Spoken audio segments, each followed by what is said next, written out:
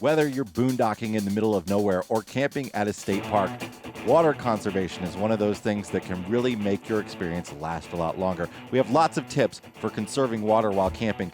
Plus, we talk about one of the most difficult parts of any RV travel journey and a whole lot more. This is the RV Miles Podcast.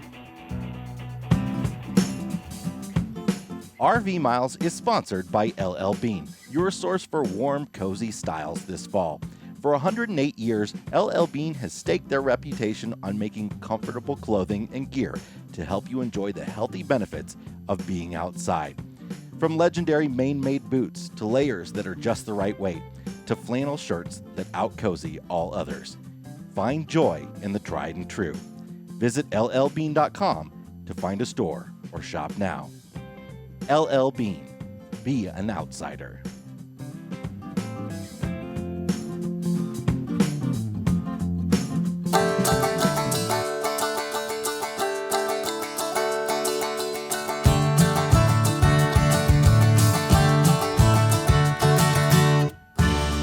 Welcome to episode 161 of the RV Miles Podcast. I'm Jason. And I'm Abby. And we are two full-time travelers who, along with our boys, Jack, Ethan, and Henry, are crisscrossing North America on one epic road trip. Each week we talk all things RV and outdoors, from travel destinations to gear, industry news, our national parks, and a whole lot more. We're coming to you again from Henry's Lake State Park out near Yellowstone National Park. We aren't leaving ever. It's so, well, it's going to get cold, but it is gorgeous here. Yeah, Monday and Tuesday might have made us think about leaving. Thankfully, today has redeemed itself. It's warmed up quite a bit, but beautiful. We did get snow for the first time. Yellowstone does not joke with fall. September hits, it's fall. Yeah, I mean, they really do want to make sure they get that fall season in, because winter shows up and it sticks around until May or June. Yeah, and it starts in November, or maybe even earlier. If knowing our luck, it'll start next week. Our friends left here a few days ago, and they were camping near the Grand Teton National Park, which is very, very close to Yellowstone, and they got 3 inches of snow. Yeah. So you never know. The weather has been wild. It's been weird because Denver had over 100-degree temperatures last week, and then a couple days later, there was snow in Denver. It's wild. It's really on par for 2020 and the brand that is this dumpster fire of a year. All right. Well, speaking of 2020 and all the issues that have come out of it. You're welcome. What a nice segue. I didn't even know. We did talk last week a bit about some of the issues with getting new RVs. If you're interested in buying a new RV, you might be waiting a long time unless you find one that's available on dealer lots. You might see them on dealer lots, but they might be already sold. About half of the ones out there might already have someone's name on it. To top that off, the manufacturers are way behind on producing new units. It's going to take you months and months to get one that you order right now from many manufacturers. Well, we've got a little bit of an update on that because the problem seems to be getting worse by the minute. What's happening now is that there are a lot of RVs sitting in manufacturers' lots that are waiting on parts and components. So they've built most of it, but they can't get the parts that they need to finish them off. And that's the same story for repairs. If you need a repair done right now, you might be waiting months on parts because there's been this backlog of manufacturers of components being shut down, stuff getting shipped from China, all different sorts of reasons why people can't get parts right now. We just experienced that ourselves, actually trying to get a part that we need, just getting a small part that we needed in order to keep us going until we could get the big thing fixed. We couldn't even get that. Our friends, Tony and Peggy over at the Stressless Camping Podcast, they are in need of a new awning. They damaged their awning, and they're saying that they've been told they're not going to get one until February. Oh, wow. Yeah. So there's a long wait for stuff. It's a difficult time right now if you need repairs or if you're looking to order a new RV. So just wanted to give you a quick update on that. We need this RV to stay together. Listen, I'm touching pieces of it right now. Please, little pioneer, Ranger Gandalf Trayley II, working title. We need you to just stick together until stuff starts coming back in stock. Hey, if you're not a member of the RV Miles Facebook group yet, please come join us. It's one of the nicest groups on Facebook, which is saying a lot. something. But Those two words, nice and Facebook, don't usually go together. So it is very refreshing to be able to say, oh, look, there's something on Facebook that isn't a big giant fight. It is a smallish group. We have a few thousand members. We don't have the tens of thousands of members to argue. Lots of good advice. And one of the best pieces of advice I've seen in the group in a while, I wanted to mention here at the top of the show. Dave wrote a really great post that I just thought we really had to mention on here because it's just some really sage advice. After 4 years and 17,000 miles of part-time travel, here's a lesson for you newbies out there. The most dangerous part of the drive is usually the last part. Campgrounds are often found down small winding roads, and routes can take you through small towns with crowded streets. This is when the driver needs to be on top of their game, not exhausted from a long drive. Know your limits and stay well below them. Besides, you need to save something for backing into the site. Absolutely. That is so common that your journey the whole way is on nice interstates that are wide, and then the last few minutes you're driving down some winding roads, you're driving down the back way into a campground or something, and it can be very difficult.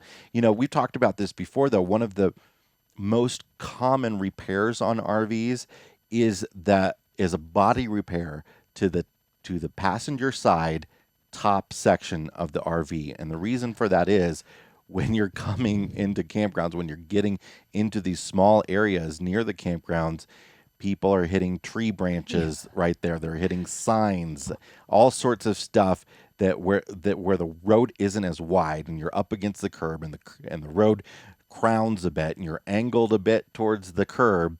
Oh, we you know. hit stuff there.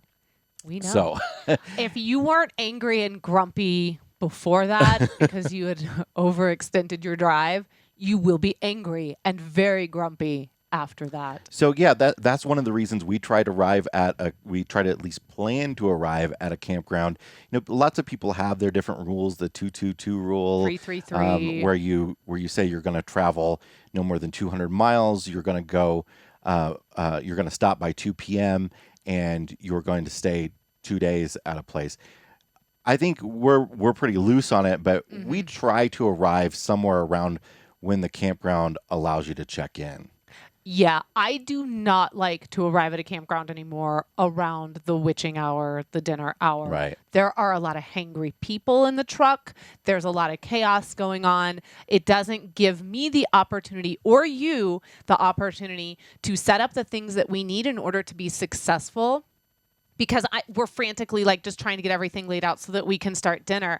I really do like when we get to arrive around 2:00. Yeah, and if you plan to arrive around 2 or 3 o'clock and a problem comes up, then you have a buffer without arriving at night, which we really dislike is arriving at night, especially now that we're in a trailer and backing up a trailer into a site at night. It's not fun. Well, and it's just not good for our personal family life. We just work easier if we can get there mid-afternoon because we can get things done and then we can have a beer. But to tag on to Dave's advice, one thing that I often like to do is go onto the campground's website and look at their directions to the park, because often they will have an alternative way that is better for big rigs that you're not going to get from your GPS. Yeah. An alternative way around. They might mention road closures, stuff like that. That can be really helpful and important to do. You can also go and look at reviews of campgrounds on all the different review websites like Campendium, and scan them for people's advice on arriving at a campground to see if there might be any problems. That's always really useful to do. Every time a comment or question like this comes up, or someone just offers some sage advice, I always think of that one campground in the beginning days of our travels when we had the bus, and I think it was an Army Corps of Engineer campground. and it ended up being so far off of the road. Do you remember this? And it was really bumpy and it took forever. And we had kind of stayed there because it was the least expensive of all the options in the area, but then the amount of fuel we spent to get over there. This was just a one night thing, and we end up driving an hour off the interstate to get to a campground. Sometimes it pays to spend the few extra bucks to pay near the interstate for an overnight. Or just, boondock somewhere. But that was such a lesson learned. And so every time this comment comes up, I think, been there, done that. We also, in all of that, arrived in the dark. We were trying to find that place in the dark. We should have just stayed in a Walmart parking lot. Would have been easier. Now that I remember, that was actually a Missouri State Park is what that was. Oh, it was? Yes. Are you Yes. sure? I thought it was an Army Corps of Engineer. It was a Missouri State Park. It did seem a lot like an Army Corps of Engineer, but Well, it was the one Missouri State Park we've stayed at. You know what? When it comes to staying at state parks where we've stayed, or just campgrounds in general, you are way better at remembering that than I am. I could probably tell you what we had for dinner that night. Can't tell you where we were, though. Very true. Yes. I remember the very tiny family details. You tend to remember the more specific camping details of our journeys. Very true. Well, friends, our philosophy here at the RV Miles podcast. Wait, what? We have a philosophy? Yes. Oh, okay. and the RV Miles website and all of our podcasts, it's always been to provide you this content free anytime that you want it. Yes. And make as much information available to you as possible for free. There are a lot of people out there that are charging lots of money to, you go to a seminar and pay $400 to learn how to boondock. And our goal is to try to give you as much of that information as possible. And that's not because we're trying to toot our horn or do anything special. That's just how we want to operate. That's how we would like to absorb content ourselves. And so we are always talking about how we can continue to build and provide for our family and continue to provide for this life, but also continue to provide for the community, because that's so important. We always talk about how a rising tide will lift all boats. And so we always want that tide to go up. And so one of the things we've come up with, and now I see where you were going with this, because I was like, what is he talking about? You didn't read the outline of the show and figure out what we're talking about. No, come on now. I just sit down and I'm like, well, do it live. And so so now I see is that we are starting something that we're calling kind of our weekly ask. And we are going to be very open and say that we took this from the great people over at the Popcast. They're doing something similar, and we have really just, as listeners, responded so well to that and thought that it was very, very smart of them. Yeah, so the idea here is that we're going to ask you weekly. Now, you don't have to do this. Nope. This is just ideas. People are always asking us for ways they can support us. They want codes for our affiliate links. They want to use our Amazon affiliate link. They want us to have a Patreon and all that sort of stuff. And what we would like to do is just every week give you an option of a way that you can support us quick, easy, free. So this first week, what we were going to ask you is probably the most important thing. Our show and all of our various other shows in the website and the YouTube channel, they're all supported by our sponsors who have been just so fantastic for us. And so really all we ask of you is to listen to their messages and visit their website every now and then. And if you're watching on YouTube, maybe instead of skipping that ad after the 5-second preview, watch one whole ad every now and then. Watch one whole ad. That's it. Yeah. So this week, if you hear a sponsored ad on the show, please consider going over to that advertiser's website. And we would like to also encourage you to go check out the Popcast with Knox and Jamie, as we appreciate that they gave us this idea, and we'd like to send them a little bit of love because they are a lot of fun. And of course, if you ever do purchase a product from one of our sponsors, we would love it if you would let them know where you heard about them. I heard about it on RV Miles. Just like that. You can say it just like that with a slightly Southern accent. Speaking of, it's time to take a break. Time to take a break, y'all. Here's a message from one of our sponsors. Fall is almost here, so it's time to start thinking about prepping for the winter off-season. Whether you own an RV, a travel trailer, or camper, EmpireCovers.com is here to help protect all your vehicles against Mother Nature. EmpireCovers.com offers high-quality, affordable covers that are engineered to protect. Every cover comes with a free multi-year warranty to guarantee that it remains durable over time. RV Miles listeners can receive free shipping plus an extra 15% off their entire order. Visit EmpireCovers.com/RV Miles, all one word, or use the promo code RV Miles at checkout. EmpireCovers.com. Protect what you love. Are you already dreaming of that epic 2021 road trip? Or maybe you want to take a weekend road trip and explore your state. Now is the perfect time to become a Road Trippers Plus subscriber and put those plans into action. A Road Trippers Plus subscription allows you to add up to 150 stops to your road trip ad-free. You can look for campgrounds, local eats, outdoor recreation, and more. A Road Trippers Plus subscription is normally $29.99. However, RV Miles listeners can save 20% off with coupon code RVMiles2X. That's 20% off of Road Trippers Plus with code RVMiles2X. We'll put a link to the discount in the show notes at rvmiles.com/161. All right, it's time for the answer to last week's brain teaser. This was a math problem that you have to do in your head. No writing this down. You have to do it in your head. And I think you came up with the answer 5,020 I think last so. week. Take 1,000 and add 40 to it. Now add another 1,000. Now add 30. Another 1,000. Now add 20. Now add another 1,000. Now add 10. What is the total? I got a different total in my head this time. What'd you get? Well, I got 4,100, which I know is the answer. I already knew the You answer. did it right. You got it right. But for whatever reason, there's somewhere where I added a 10 and made it 1,000. I don't know. So first time I did it, I got 5,000. And most people get 5,000 when they do this the first time. And it's just the way that it's worded that makes you add it up to 5,000.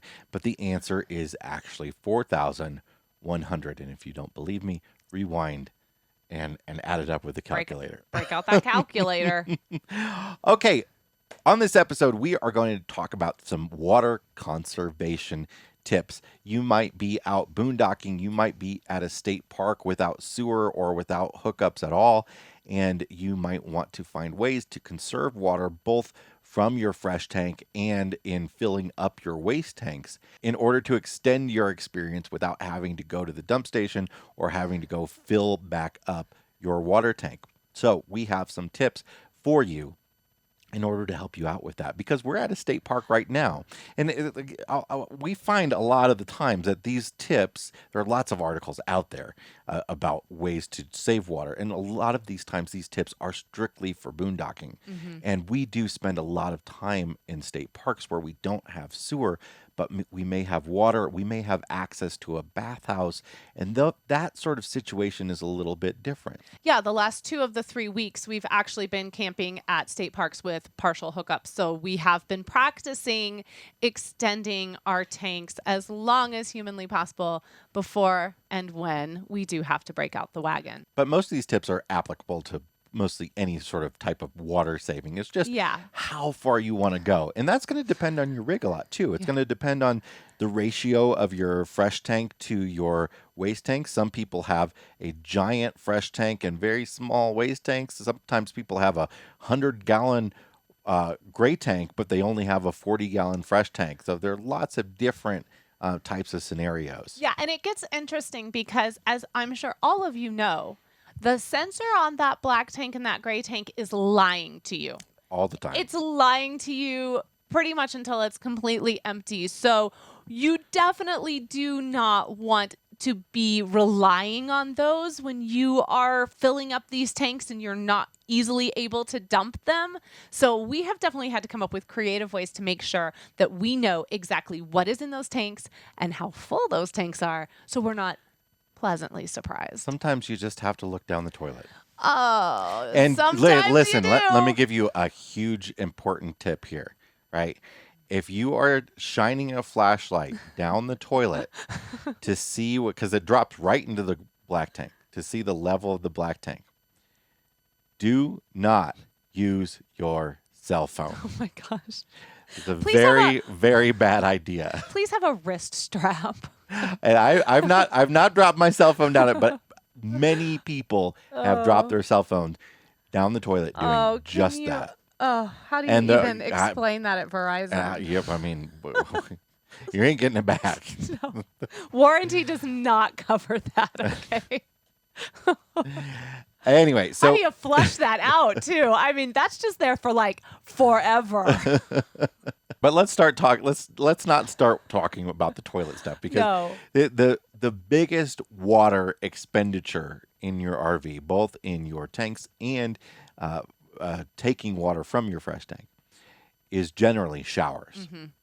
So what can you do to conserve water when you're showering? I don't know, Jason. What can you do? Well, you cannot shower. The easy answer is you don't shower. We'll often go, 3-4 days without showering. Sometimes. I mean, not always, but sometimes we'll go 3-4 days without showering. I think we should say we can go 3 to 4 days without a traditional. Yeah, that doesn't shower. mean you're going without cleaning yourself. Yeah, let's make that very, very clear. You can go 3 to 4 days without a traditional shower. Without washing your hair, which Yes. takes a ton of water, especially for people with long hair, and using conditioner that you have to rinse out, all that sort of stuff takes a lot of water. But you can do things like sponge baths, wipes. There are lots of brands out there that sell like these sort of like outdoor camping wipes. It's the same thing as like the difference between buying a laundry basket that says it's for camping Yeah. and just buying a laundry basket. Yeah. So you can actually just go buy wipes. They have sanitary wipes that are meant for wiping down your body in any drugstore or Walmart. Yeah, you just drop them in your Walmart order. In the health That's what section. we do. Yeah. Or you could you just do a sponge bath. You wipe your armpits down with a wet washcloth in your face and all that sort of stuff. Yes. Or you can take what's called a Navy shower. And if you've been camping a long time, you've probably done this. But what it generally means is you get yourself wet very quick. You shut the water off while you soap yourself down, and then you rinse yourself off very quick. And the big thing that RV manufacturers have put in to help you with this, there's a little switch on almost every RV at the shower head. And the whole purpose of that is so that you can shut the water off while maintaining the temperature, so you don't have to go turn the knobs to turn the water off and then turn it back on and get the right temperature and all that sort of stuff. Those are tiny spaces, and you really want to be bending over as little as possible. So you wet yourself off very quickly, you shut that off, you soap yourself down, and then the whole reason you have a wand that you can pull off is that you can rinse yourself a lot faster if you're able to bring that wand down to your nether regions. I can't believe this is making me laugh as much as it is. I'm like 10 years old over here. and you can rinse yourself off a lot quicker. You'd save a lot of water that way. And for those of you who have longer hair, dry shampoo is your friend. And if you are wanting to take a shower and you've been out hiking and you've been sweaty, and believe me, I've been there, it's great to just be able to pile your hair up on top of your head and then just wash your body. You don't need to wash your hair, because the hair washing, for those of us who have longer hair, that's what takes the most amount of water and the most amount of time. So I remember very distinctly when we were in Zion several years ago, and we were in the bus, and we went over to the outfitters and we bought tokens to do their showers there. They were 5-minute tokens. You could be in and out in 5 minutes and have some time to spare. Oh yeah, I would. You would That's a just nice stand shower there. for me. Yeah. I can do a less than 2-minute shower in the RV if I want to. I needed the 10-minute token because my hair was so long that just trying to quickly get it washed, and I was flying. I didn't have enough time. I couldn't get everything done within that 5 minutes, just because your hair is the biggest, for those of us with long hair. It's just the biggest time suck. Now, one thing that wastes a lot of water when you are showering is getting the water to the right temperature when you first turn the shower on. So one thing you can do is save that water. A lot of people will take a pitcher or a bucket and put that below the faucet, and while they're getting the right temperature, they'll collect that water. And then you can either pour that water back into your fresh tank if you have a gravity fill.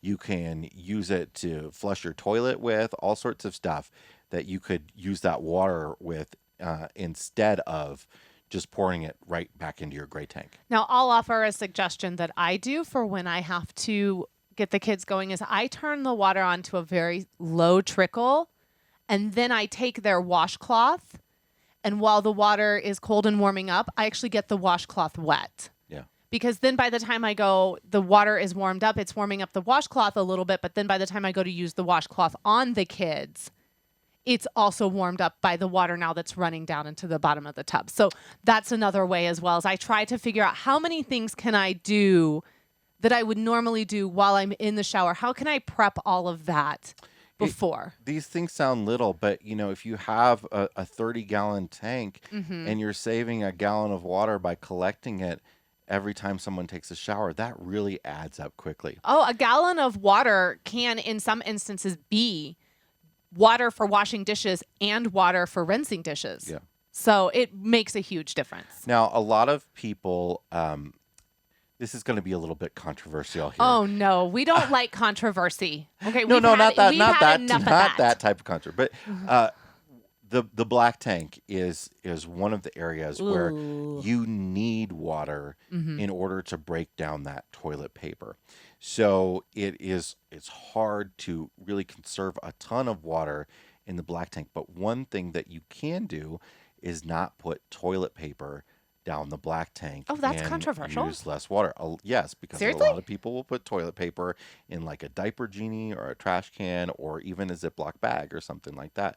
Yeah, I mean, people why think not? that's gross. Like, Oh, I mean, well, now there you can also. it depends on. Yes, you can put Yeah. some of the toilet You know what I'm paper saying. down. You can put not other toilet paper down. Yeah, it depends on if it's a 1 or a 2.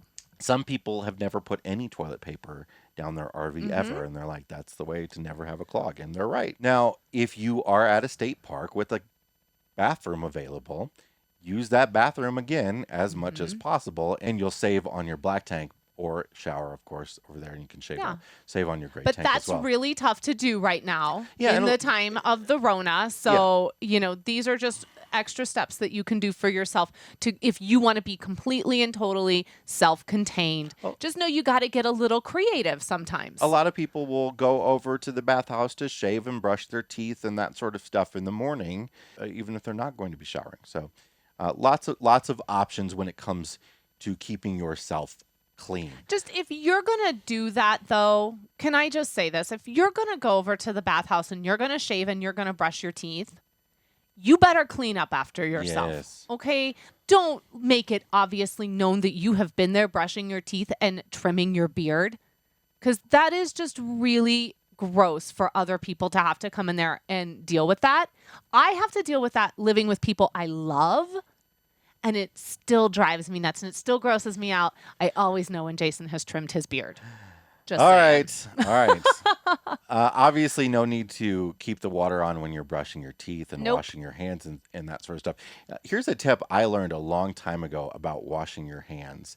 I learned this from, there are a lot of soaps to get paint off and oils off that I've used when I've been doing, building sets or whatever. Really, you're not supposed to get them wet to start off with. And you can use regular soap this way as well. Put the soap on your hands and wash your hands with just soap, no water, and then rinse with water. You don't have to get your hands all wet first. I can't tell you how many soap bottles, hand soap bottles we have. The top of the pump is stained from Jason's hand washing. So he was just working actually on our Rhino wagon, our waste wagon, our poop wagon. And when he needed to use soap to wash his hands, he had that putty stuff, whatever it was you were doing to seal up the seal. The top of the pump on the soap now in the kitchen is stained. It's the silicone. It has it on there because that's the trick he uses, which makes sense. But I always know when Jason is working on something because of what the soap looks like after he's done. I try to use the outdoor shower for stuff like that. Now, it's funny that they call them outdoor showers because they're really like, to me, it's your outdoor utility sink. Yes. Like it is what you use to wash up dirty stuff. If you get mud on your shoes, that's what you use your outdoor shower Well, and for. I know, I prefaced that with saying what you were working on. You weren't working on it at a capacity where it was filthy or dirty or anything like that. Right. You were working with some sealant. Yeah. And so the soap was inside, the soap wasn't outside. There wasn't anything unsanitary for you to come in and wash your hands. If it's a situation where it's unsanitary, then you absolutely end up washing outside, and I will bring the soap to you and pump it onto your hands. But the whole point here is using that outdoor shower is not putting water into your gray tank. Right. All right, let's talk about food. Meals that require fewer dishes makes a huge difference. This is why we love grills, why we love the Instant Pot, why we love the Blackstone. Why we love sandwiches. Sandwiches and things that just make crumbs and not sticky, gooey stuff on plates. Or you just don't need to use a lot of plates and a lot of pots and pans and utensils and things like that to prepare the meal. One pot stuff is great. I use the Instant Pot a lot when we are boondocking or we are camping with partial hookups because I can do it all in the pot. I can saute it. I can cook it. I can do the noodles. I take them out. Then I saute up what I need for that, dump the sauce in, dump it all together. It stays into that one pot. Then I'm just washing that Instant Pot. The same could be said if you were doing a skillet meal. Yeah, or the Blackstone. I can put several different things on the Blackstone at the same time. A grill doesn't need to be washed. Right. You just heat it up and scrape it off and all that sort of stuff. Tacos are awesome for when you are boondocking and doing partial hookups because they literally, you're just cooking maybe like a few items, but then everything else can just be fresh and like cut up. I love tacos. We eat a lot of tacos around here. When you go to do the dishes, if you do have to do dishes, one thing you can do if you're just camping for a weekend, you're going out boondocking for a weekend, you have a house to go back to, like we don't. You can just not wash any dishes, throw them all in a cooler or something like that, and wash them when you get back home. Or just don't wash Sunday's dishes. If you're there for the weekend, like I don't know that I would want Friday's dishes sitting on Sunday. I would probably wash them. That's just me. One of the things that takes most of the water when you're washing dishes is spraying off all the goo and sauces and all that sort of stuff. Yeah. So if you I didn't know that was a thing. If you take a paper towel or something else, even a washcloth, to wipe off the dishes before you put them in the sink and before all that stuff hardens on them, that can really save you a lot. That gets me in trouble a lot, the hardened items. Yes. I've gotten really bad about it this year as we've had full hookups. I haven't really thought that much about, when I need to do the dishes. And now, so this last week or so, I've been like, oh, there's a little bit of yogurt left in that bowl. I better go ahead and get that out. A lot of stuff doesn't really need a full wash. If you just had a sandwich on a plate, you can, if it just got some breadcrumbs on it, just rinse it off with some hot water. If you are drinking water out of a glass, use that over and over. Rinse it off in hot water if you want to. Rinse it off in hot water outside if you want to. Even if you have you make pasta water is, you just rinse that out with hot water. We have a kind of a rule in our house is that everyone gets a glass at the beginning of the day. And then I just kind of line them up or they sit on top of the stove. And then that's where everyone's glass is. And then they just know they can come in and they can get their glass and they can get something to drink. It just saves on the constant need for getting glasses. Because another thing that we have as a space saver is I only carry 5, maybe 6 glasses. So you blow through those and we don't have anything. Just like I have 5 forks and I have 5 spoons. Yeah. There's another tip when it comes to washing dishes that we really haven't tried yet, but we've heard lots of boondockers say to do this. And now Dawn has actually come out with a product that is supposed to make this easier. Where is this? We've not seen it anywhere in the stores. But what you do is put soap and water together in a spray bottle. And so instead of putting your dishes into a sink full of water, you spray them down with soapy water to soak them first. And then you wash them off with a rag and with the water and all that. But Dawn apparently has a product that is already pre-made. You can obviously just go get yourself a squirt bottle and do that. And that is a way you could potentially save a ton of water. Maybe one of these days we'll try it. Yeah, maybe. Maybe. We'll see. Maybe. Who knows? So those are our water saving tips. If you have a water saving tip, we'd love for you to go over to the YouTube video. If you're already here at the YouTube video of this episode, leave it down in the comments. This is something that I also want to start doing every week. We're going to start having a question of the week, and you should answer it. So our question of the week is, how do you save water? That's a good one. Yeah. Because I bet there are a lot of answers out there that we aren't even thinking of. All right, let's take a break. That felt very Regis film. We aren't even thinking of them. We're going to take a break, and when we come back, we're going to have the new brain teaser and our Fresh Tank, Black Tank segment. You're like the Kathy to my Regis. Am I? Yeah, pretty much. We'll be right back. Be right back. I am not Kathy. When it comes to RV travel, weather safety is a top priority, which is why the Highway Weather app provides weather forecasts for road trips along every point of your route, adjusted to your time of travel. You can compare forecasts, get recommendations for the best time to head out, severe weather alerts, add rest stops to long trips, and more.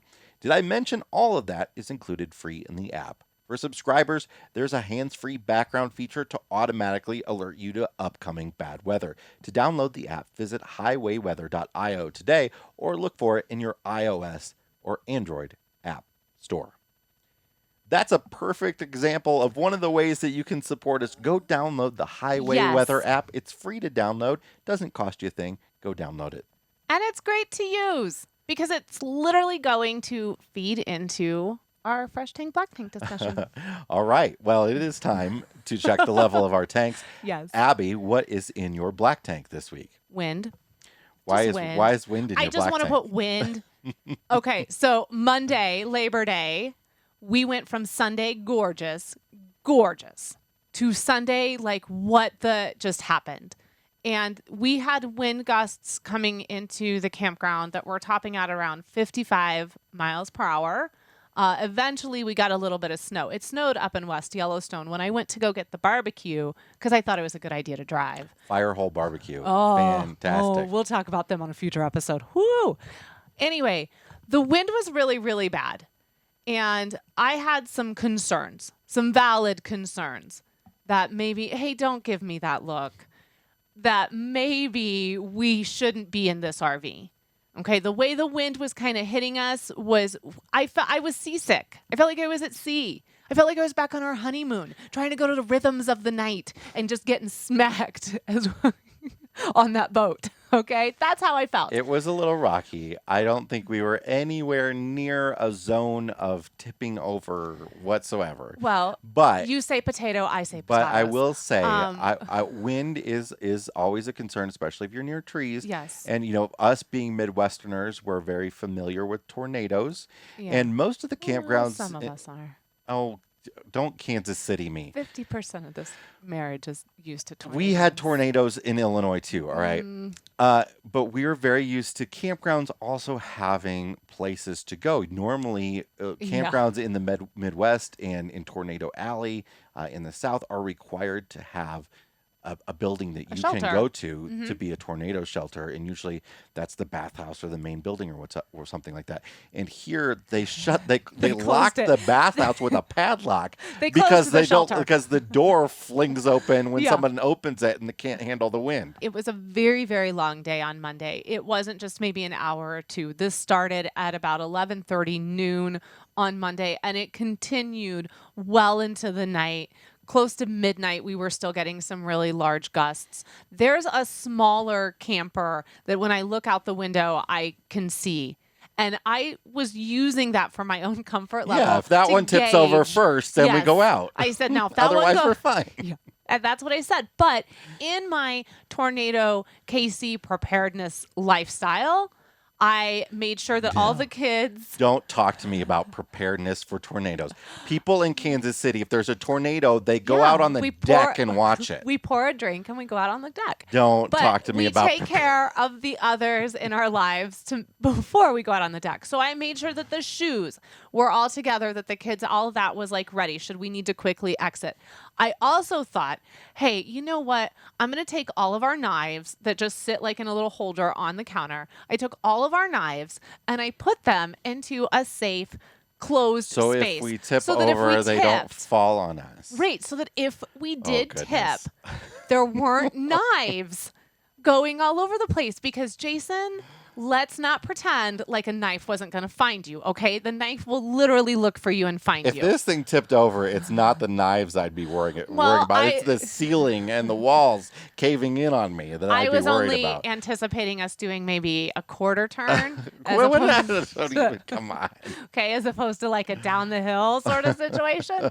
But it was just something I felt like, what are things around here that I can control that could hurt my family in a really, really, really dangerous way? Okay. Well, the giant chef's knife. Well, I appreciate the thought.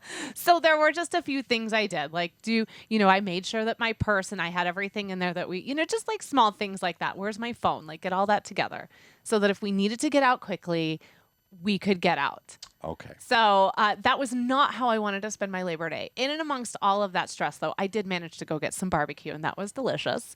But I am black tanking the wins, and a lot of people got them too. This is not just, there were posts even in our Facebook group that were talking about, here come the wind, and please be careful. And we were watching rigs leave the campground on Monday. That's not something I'd be doing. Small maybe little they live trailers. nearby or something, but I would not want to be driving in that. What do you do though when you are checking out and you have to there vacate? There were people leaving because of the winds. Oh, because they were leaving. They were leaving, in the early evening.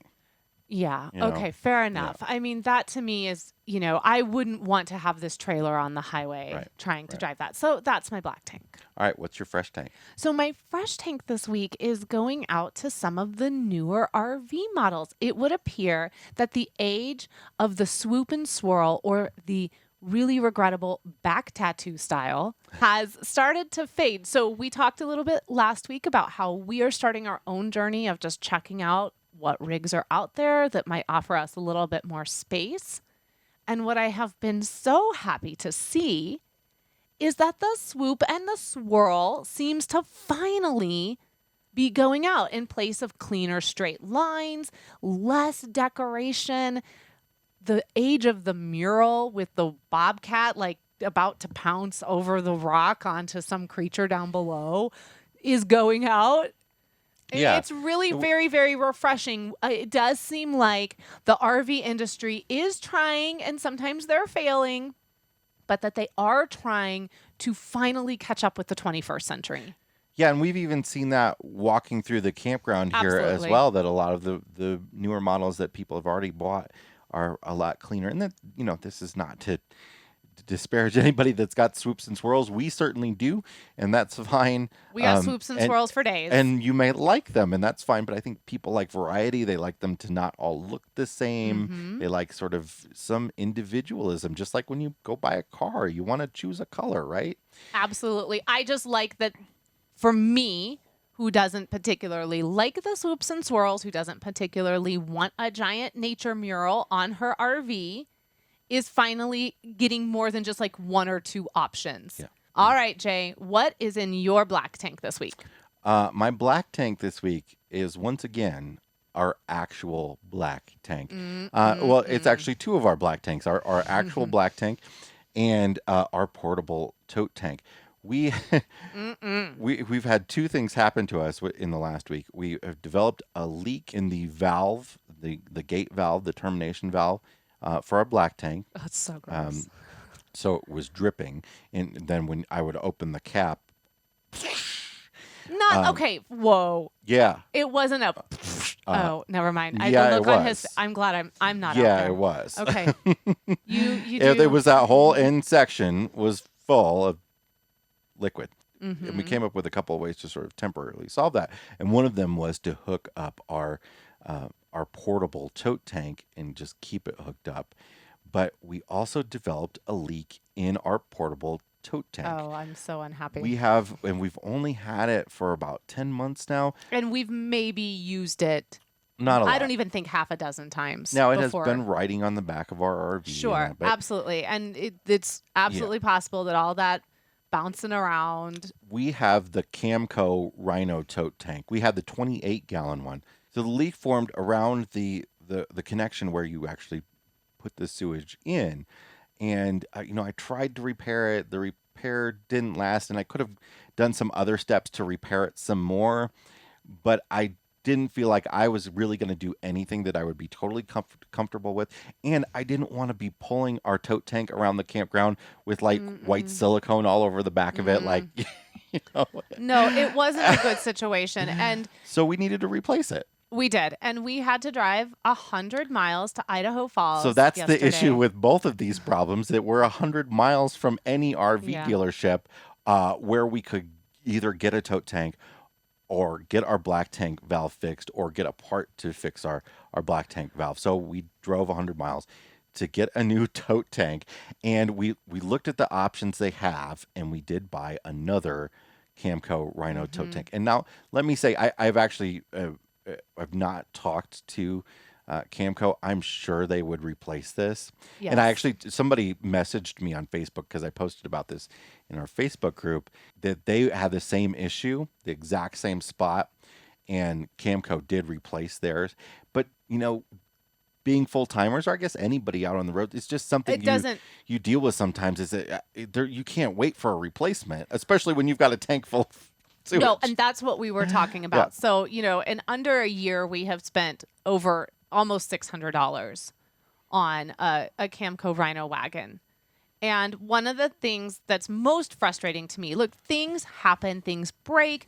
You know, one product could be amazing and then you get the exact same product and something's just wrong with it. Those things happen. What's super frustrating, and yeah, I totally bet that Camco would make this right and that they should. But we needed it like yesterday. Yeah. So we can't sit around and wait for another one to be delivered. And delivery in this area is always not easy to get things delivered. So we had to drive. We had to go get one. We had to spend that money. And that, I think I'm allowed to be frustrated about that. Yeah. Because that is a big chunk of change out of our pocket. And it was our whole day. It was 6.5 hours of our day to go and do this. And then still for you to have to come back and deal with that. And now there will always be that in the back of our minds. Is this going to be an issue again? Nobody wants to get into the position. This is to me, one of the like worst positions to get into. You're trying to dump a waste tank.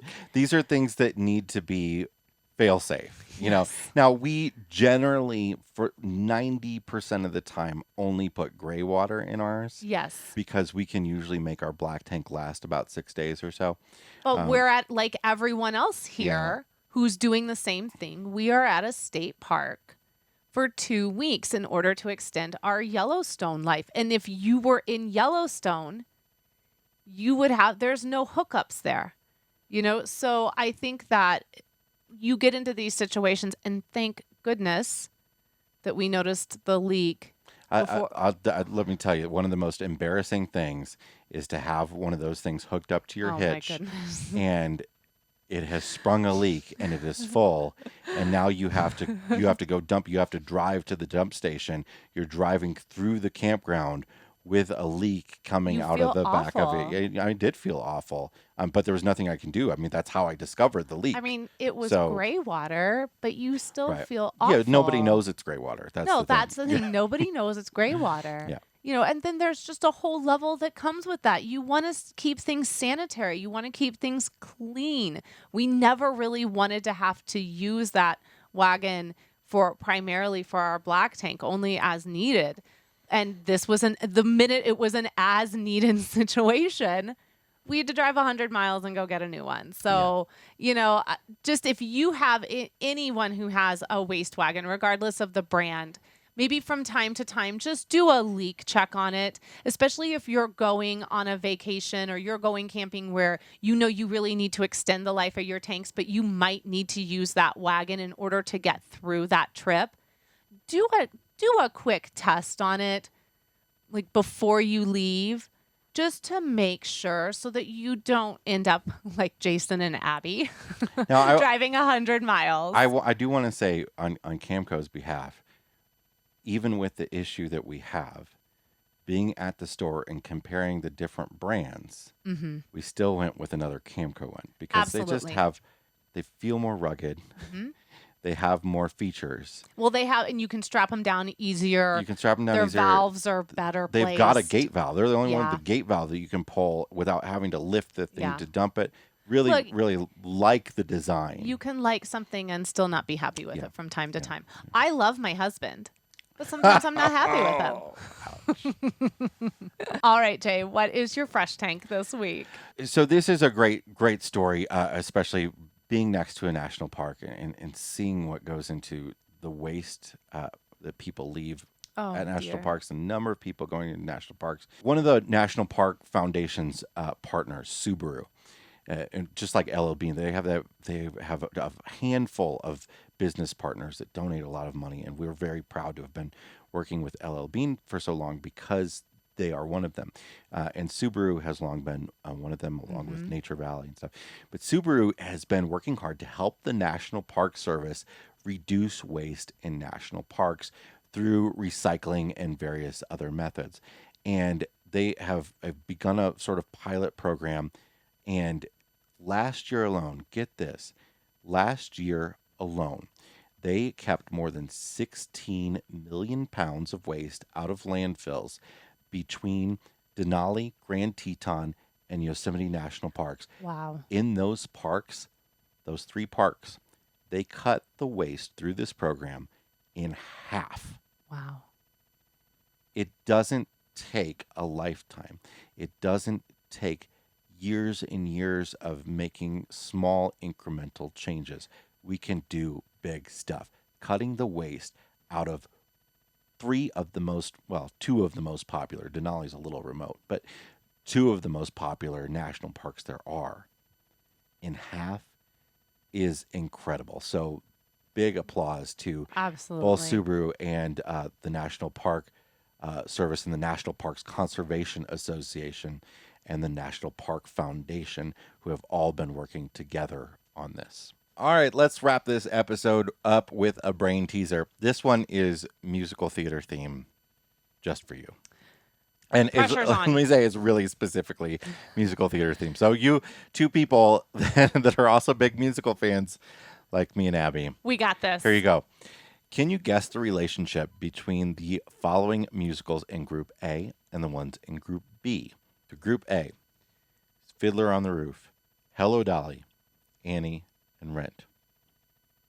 Group B, Beauty and the Beast, The Lion King, and Tarzan. And it's not, Disney is not the answer here, right? That Disney would work there, but Disney is not the answer. So Group A, Fiddler, Hello Dolly, Annie, Rent. Group B, Beauty and the Beast, The Lion King, and Tarzan. We'll have the answer to that and a whole lot more on next week's episode of the RV Miles podcast. I got some thinking to do.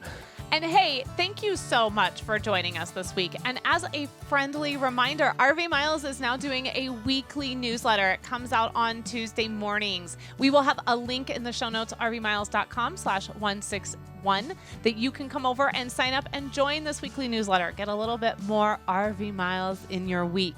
Also, RV Miles is all across social media. Find us on Facebook, Instagram, and Twitter. And of course, if you have any suggestions for future episodes or you just want to connect with Jason and I, of course, you can find us on those platforms in the RV Miles Facebook group or at editor@rvmiles.com. And until next week, keep logging those RV miles. Bye, everybody.